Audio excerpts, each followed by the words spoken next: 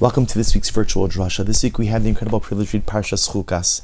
And Chukas, like so many of these parashos, contains such a dramatic, overwhelming story. The story of Klal Yisrael finding themselves in a state of thirst. Miriam died, the miraculous well disappears. Klal Yisrael panics, not knowing what they're going to do for water. They turn to Moshe in a panicked, erratic state. Kadosh Baruch Hu tells Moshe Rabbeinu, all right, don't worry, go to the rock, speak to the rock, and the rock will bring forth water. But we know Moshe Rabbeinu goes ahead and hits the rock instead. He hits the rock, and although the desired result occurs, Klal Yisrael gets water, but the water came at a dramatic cost. Moshe Rabbeinu is punished, and Moshe Rabbeinu was told by HaKadosh Baruch Hu that he will not enter into Eretz Yisrael. He will not lead the Jewish people into the land of Israel. Instead, he will die in the Transjordanian area, and Klal Yisrael will be led in by Yehoshua. And if you look at the pasuk itself says, this is in Perek Chaf, pasuk Yud Beis, because we're left trying to understand what was it exactly that Moshe Rabbeinu did wrong. In other words, remember, at the end of the day, it's clear that God brought about water, because whether Moshe spoke to the rock, hit the rock, either way, this is only coming about because of HaKadosh Baruch Hu. So what did Moshe Rabbeinu do so wrong? So if you look at the pasuk says, chapter 20, verse 12, Vayomer Shema Moshe b'al Aaron. Hashem says to Moshe and to Aaron, Ya'an lo ha'emantem bi. You did not fully believe in me. Lahakdisheni le'enei b'nei Yisrael, to consecrate me in the eyes of the Jewish people. Lachein lo saviu esakal hazeh ela aretz asher nasati lahem. Therefore, you will not bring the congregation, not bring the people into the land. Ya'an lo ha'emantem. You didn't believe. They didn't believe. You could say Moshe Rabbeinu made a mistake. You could say Moshe Rabbeinu got angry. You could say a lot of things. But to say that Moshe Rabbeinu didn't believe in HaKadosh Baruch Hu, was there a greater Baal Emunah? Was there a greater person who possessed belief in HaKadosh Baruch Hu more than Moshe Rabbeinu? HaKadosh Baruch Hu, say whatever you want. You disobeyed. Okay, Moshe Rabbeinu disobeyed. He was given an instruction to speak, and instead he hit. You disobeyed, and the punishment for that disobedience, I understand that, but you didn't believe in me. So the Medrash says something amazing. The Medrash says in the Alkut Shemoni, Amalu HaKadosh Baruch Hu LaMoshe. Kadosh Baruch Hu said to Moshe the following, Haya lecha lilmod me Hagar. Moshe, you should have learned from Hagar, the wife, well, first the maidservant, then the wife of Avram Avinu. Dersiv atera be'er mayim. Hagar, remember again when she's cast out from the Abrahamitic home. Sarah casts her out. She goes out with Yishmael, and a miracle occurred. Yishmael's dying of thirst in the desert. Hashem opened Hagar's eyes, and she saw a well. Vatera be'er mayim. U'ma'im yechidi shahayalo zechus Avram Aviv helisi lo be'er. Kadosh Baruch Hu says to Moshe, if for Yishmael, all Yishmael had working for him was the schus, was the merit of Avram Avinu, and yet in that merit he was provided a well. Ultimately, Klal Yisrael, sheish lam schus avos, schus Torah, Klal Yisrael, which has so many more zechuyos, so many more merits, of course I'm going to take care of them. And it's a strange medrash. Moshe, you should have learned from Hagar. You should have learned from Hagar, ultimately, just like I saved Yishmael, so ultimately I'll save Klal Yisrael. What's the connection? Perhaps what the Medrash is trying to teach us is as follows. We know the story, right? As I just mentioned before, Hagar is cast out of the home together with Yishmael, and the Torah says that they ran through all of their water, all of their provisions. Hagar goes ahead and casts Yishmael underneath the thicket, some of the thorn bushes, to give him shade in his final moment. She thought he was going to die. And then what happens? The Gemara points out, Rashi quotes the Gemara that says, the Gemara Maseches Rosh Hashanah, that the Malachim see Yishmael about to die. And the Malachim say to HaKadosh Baruch Hu, let him die. Just let him die. Do you know what Yishmael's descendants are going to do to Am Yisrael, to the Jewish people?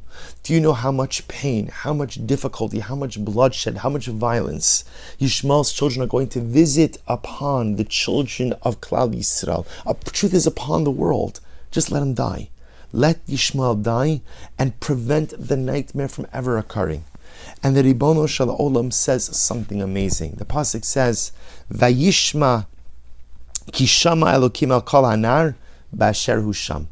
Hashem heard the cries of Yishmael where he was. HaKadosh Baruch Hu responds back to the Malachim. Tell me, when you look at Yishmael now, did he do anything wrong? Is he zakai or chayiv? Is he innocent or guilty? And the Malachim, of course, were forced to say, he's innocent. He's innocent. Right now, he didn't do anything. He's innocent. Kadosh Baruch Hu said, I can only judge a person based on what they've currently done. So Kadosh Baruch Hu provides the miracle, provides a well for Yishmael. So perhaps what's happening over here is as follows. Do you know what Moshe Rabbeinu's mistake was? Okay, yes, the mistake was hitting the rock instead of going in and speaking to the rock, but on a deeper level. What was Moshe Rabbeinu's mistake? You see, when Moshe Rabbeinu addresses Klal Yisrael, he says to them, Shimuna Hamorim, listen, you rebellious ones. He labeled them. He labeled them. And he labeled them as bad, rebellious people. And the truth is that was incorrect. Klal Yisrael were doing something really bad in this moment. That's absolutely true. But Moshe Rabbeinu, are they bad through and through? Are they Rishaim? Are they truly rebellious ones? These are the people who just a little while ago said Naaseh v'nishma. Incredible, we will do, we will listen. Blind acceptance of Kala Torah Kula. These are the people who just a little bit before that were willing to go ahead and leave Mitzrayim. Zacharti la chesed rach. Hashem says, I remember the chesed that Klal Yisrael did. Lech teich acharai b'midbar. Klal Yisrael followed HaKadosh Baruch Hu out into the desert. 3.5 million people walked blindly after HaKadosh Baruch Hu into the desert. And so Moshe, you're calling them Morim? You're calling them rebellious ones? Right now they're doing something bad. But at the end of the day, Moshe, there's so much more to who they are and what they are than how they're acting in this present moment. See beyond the present. Don't judge them. Don't size them up based on just what they're doing right now. That, says the Medrash, was the mistake of Moshe Rabbeinu, characterizing Klal Yisrael as a rebellious nation. Really describing their entire identity, not in the totality of their experiences, but on one moment, one freeze frame, one action, one event, and that's wrong. And that's how the Medrash says, Moshe, you should have learned from Hagar. Right? Ultimately, not as much Hagar, but Yishmael. What happens? The Malachim want to kill Yishmael. Hashem says, look at Yishmael. When you look at him now, Malachim, you're looking in the future. Okay, he didn't do those things yet. So Lamaisa, right now, is he innocent or is he guilty? He's innocent. We have to let him live. It's almost like the reverse by Moshe. Moshe, you're looking at them in the present, but what about looking at them in the past? I understand they have mistakes in the past also. What about all of the great things that they've done in the past? What about all the accomplishments? What about all of the good? What about all the beautiful times? The Medrash is teaching us that the mistake of Moshe Rabbeinu is that he only saw Klal Yisrael through the lens of their current failure. He failed to see them in their totality. Ya'an lo ha'amantem, you didn't believe. Not just you didn't believe in Klal Yisrael. Moshe, you have to believe in Klal Yisrael. Because if there's one thing that a leader has to have, it's a belief in his flock. It's a belief in his constituency. And even if they're presently failing, even if they're currently failing, see them in their totality and don't just judge them based on the freeze frame of the event that's unfolding in front of you now. Moshe Rabbeinu, just because they're rebelling right now does not mean they are a rebellious people. See them for the totality of who they are. And what an incredibly important yesod. What an incredibly important idea. The Dubna Magid tells a mashal. And in the mashal he says that there was once a king. And the king had a son, but he wanted to make sure that his son was fit to rule. So he gives his son a very simple task. He says, I want you to go out into the kingdom and I want you to find for me a purely righteous individual. Son says, okay. He goes out, spends a couple weeks looking around, comes back to his father and said, Father, I'm so sorry. I could not find someone who was purely righteous. I could not find a person without fault. It was impossible. I found a lot of good people, a lot of wonderful people, but I couldn't find someone who was free of all blame, free of all fault. The king listens attentively, thinks, he says, I hear. Now I want you to go out and find someone who is truly evil. Go out and find someone who's truly bad, through and through. A person just does nothing good to them. So the son goes out, spends a couple of weeks, he comes back, he says, Father, I'm so sorry, I failed you again. I went to all the places where you would expect to find the most rotten people. I met them, and I said, wow, that's a rotten guy. And then I began to talk to them a little bit. And the truth is, I found that each and every one of them had something positive. Each and every one of them had something good. You had to work at it, you had to discover it a little bit, you had to work through all the layers of schmutz to be able to get there.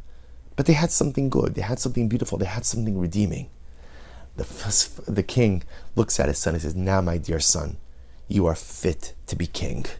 Because to be king, you have to see your kingdom, your constituents, your followers in their totality. You can't just see them for what they are now. You have to see them for what they were and ultimately what they can become. Now you're ready to be king. And I think what an incredible lesson for us. And it's true in our relationships with others, because often it's natural. We have negative or caustic interactions with people. And the truth is, as a result of those interactions, we say, bad. That's a bad person. That's a bad individual. And again, to be clear, there are some people with whom it's not healthy to have a relationship with. But the question is, do I characterize a person as being negative just because of one interaction?